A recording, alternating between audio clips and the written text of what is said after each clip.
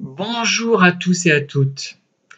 Il m'arrive souvent, lorsque je parle d'un thème d'intérêt, que ce soit par exemple mon intérêt pour les chutes d'eau, l'intérêt que je porte à certains lieux de sépulture, pour ne citer que deux thèmes, euh, eh bien la personne, l'interlocuteur, en conclut que je me passionne pour les cascades, que je me passionne pour les cimetières, etc.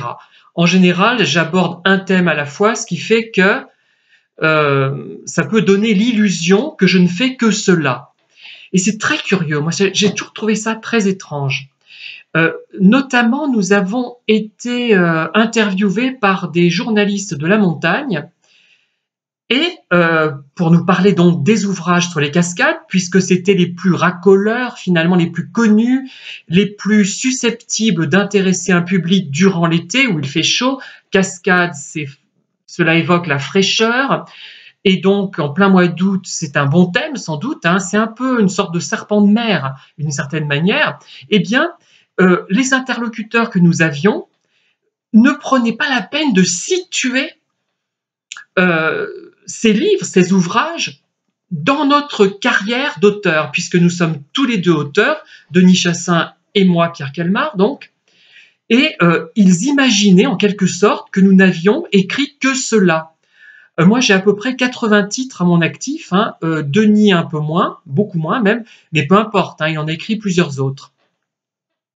Et c'est très étonnant, comme si finalement, euh, on ne s'intéressait pas au reste. C'est d'abord ce que j'ai conclu, ce qui m'a un petit peu vexé, je dirais un peu heurté. Et en fait, non, je crois que quand on est porteur d'un thème qui paraît fort à l'interlocuteur, eh bien, l'interlocuteur ne parvient pas à imaginer une seule seconde que nous faisons autre chose. On est mis dans une catégorie, ceux qui s'intéressent, qui se passionnent pour les cascades, et ils ne font que ça toute leur vie. Ben non, pas du tout. Nous avons beaucoup d'autres thèmes d'intérêt. Et moi, dans ce que j'écris dans plusieurs genres, dans 5 ou 6 genres, je ne les ai même pas comptés. Il y a des lettres anciennes de différentes époques. Et si je dis que j'écris, par exemple, enfin que j'écris, oui, que je publie des livres commentés de lettres de la Seconde Guerre mondiale, on va en conclure que je me passionne pour la Seconde Guerre mondiale. Mais non, non, pas du tout. Et au contraire, ce sont les lettres qui m'intéressent même le moins. Voilà, alors je trouve que le thème d'ailleurs de la Seconde Guerre mondiale est très racoleur et correspond plutôt à une pensée, je dirais, du moins de la manière dont cela est abordé, à une pensée plus conformiste que la mienne. Moi, je n'aime pas finalement les grands événements, ça ne m'a jamais intéressé.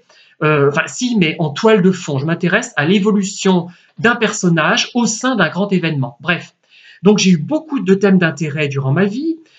J'ai lu, j'ai collectionné des pièces, des timbres, j'ai aimé la nature, j'ai aimé les villes, j'ai aimé les cimetières, j'ai aimé, je sais pas moi, les chats. Il y a plein de thèmes, tous ne me reviennent pas à la tête, en tête, mais si je prenais la peine de les énumérer, j'aboutirais à une liste très conséquente.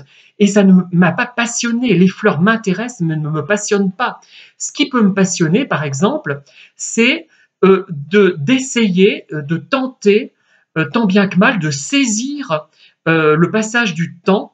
Et je m'interroge beaucoup là-dessus, mais à ma façon. Je n'ai pas besoin de lire des philosophes, je n'ai pas besoin de faire appel à d'autres personnes que moi. Si, j'aimerais avoir des conversations sur ce thème, mais voilà ce qui me passionne, c'est peut-être le temps. Et dans le temps sont incluses toutes ces thématiques d'intérêt qui me concernent, qui sont liés au temps d'une manière ou d'une autre, mais ce sont de forts centres d'intérêt. Je pourrais en énumérer peut-être 30, je ne sais pas, ou un peu moins, ou un peu plus, je ne sais pas exactement, mais ça ne me passionne pas, parce qu'une passion, c'est quelque chose qui vous monopolise tout le temps, vous ne pensez qu'à ça.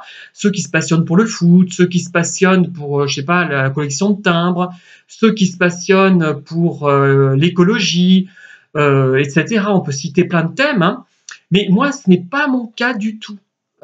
Les thèmes m'intéressent fortement, mais ce qui me passionne, c'est finalement d'analyser, par exemple, pourquoi je m'y intéresse, de quelle manière je m'y intéresse, et j'aime bien resituer ça dans le temps. Voilà, la notion de temps, le temps, qu'est-ce qu'il est, qu'est-ce que c'est exactement, voilà. Et tous mes livres sont construits autour du thème du temps. Et en fait, un jour, j'expliquais dans un livre que je décrivais de manière imparfaite ce que j'avais ressenti lorsque je me trouvais à l'étang de Sceaux dans les années 70, à l'étang de Sceaux près de Montluçon, à Prémillat, sauf erreur, hein, c'est Montluçon plage en quelque sorte. Donc j'avais écrit un livre sur cette thématique, agrémenté de quelques photos de famille. Eh bien, la personne qui a corrigé ce livre me dit « Mais pourquoi tu te dévalorises en disant que tu saisis de manière imparfaite par l'écriture ce que tu as ressenti ?» Mais c'est le cas. Par exemple, le but d'un véritable auteur, d'un véritable créateur, c'est d'essayer de se rapprocher de le plus près possible de ce qu'il ressent. Par exemple, comment expliquer le passage d'une saison intermédiaire, ce qu'on ressent lors du passage d'une saison à une autre, ce que j'appelle les saisons intermédiaires, et qui fait l'objet d'ailleurs d'un de mes prochains livres. Et ce n'est pas imparfait, parce que ça veut dire que c'est impossible quasiment de traduire ce qu'on ressent quand on ressent un rayon de soleil au niveau du front, quand l'air passe dans nos cheveux, etc. Quand on entend une conversation dans la rue et que l'on passe et qu'on entend un bout de mot, une portion de phrase simplement, etc. C'est tout ça qu'on veut traduire. Ce n'est pas un manque de confiance, c'est une impossibilité de traduire réellement ce qu'on ressent, ce qu'on perçoit, et on se rapproche de cette réalité sans véritablement l'atteindre. Voilà, tout simplement. On ne peut qu'en s'en rapprocher. Par contre, si notre discours sur les saisons intermédiaires trouve un écho, même si ce qu'on exprime est exprimé de façon imparfaite, parce que même le meilleur auteur du monde, le numéro 1 mondial, si tant est qu'il existe, ne pourrait pas décrire précisément les choses, parce que c'est quelque chose d'impalpable. Et donc, si quelqu'un a ressenti la même chose lors du passage, par exemple, du printemps à l'été ou de l'hiver à l'automne, au printemps, pardon, eh bien, il va comprendre à peu près ce que l'on dit et ressentir ce qu'on a ressenti, mais parce qu'il était dans une situation proche de la nôtre. Et voilà, moi, c'est ce genre de lecteur que je recherche. C'est cela qui m'intéresse, évidemment. Sinon, j'écrirais des romans de gare. J'aimerais bien avoir un peu de succès, écrire un roman de gare, j'en serais capable, mais j'ai commencé à le faire d'ailleurs à un moment donné, mais je me dis, mais je ne vais pas écrire des inepties pareilles. Pourquoi? Enfin, des inepties que je lis, hein. J'en lis beaucoup de romans de gare moi aussi, donc je suis en partie fautif de ce que je subis, hein. Enfin de l'ostracisme, je ne sais pas comment on peut appeler ça, que je subis. Mais voilà. Et donc, il n'y a pas vraiment de passion. Le passion, c'est essayer de saisir des impressions que l'on a ressenties par le passé, et de s'interroger sur ce que devient ce passé, sur ce qu'on en fait, sur la manière dont il est interprété, etc. Là, effectivement, c'est passionnant de le rendre par l'écrit. Voilà. Voilà. Et donc, j'aimerais trouver des gens qui, en écoutant cette vidéo, se disent « mais c'est ce que j'ai envie de faire quand j'écris un livre, quand je peins un tableau, je ne sais pas. » C'est ça que je cherche, en fait. Hein. Voilà, tout simplement. Ce n'est pas très compliqué. Hein. Enfin, le principe est simple, mais trouver la bonne personne, c'est difficile. Donc, vous voyez, j'ai un peu dévié parce que tous ces thèmes sont liés. Le côté s'intéresser à des thèmes, oui, bien sûr, il y a plein de thèmes qui m'intéressent. Certains vont me dire, mais comment tu t'intéresses à ça et à ça simultanément? C'est contradictoire, ce n'est pas possible. Ben si, c'est possible, parce que je me dédouble. J'ai un aspect où je suis très, comment dire, doux, calme, et d'autres où il y a une violence qui peut s'exercer, qui peut m'attirer dans un certain contexte, voilà.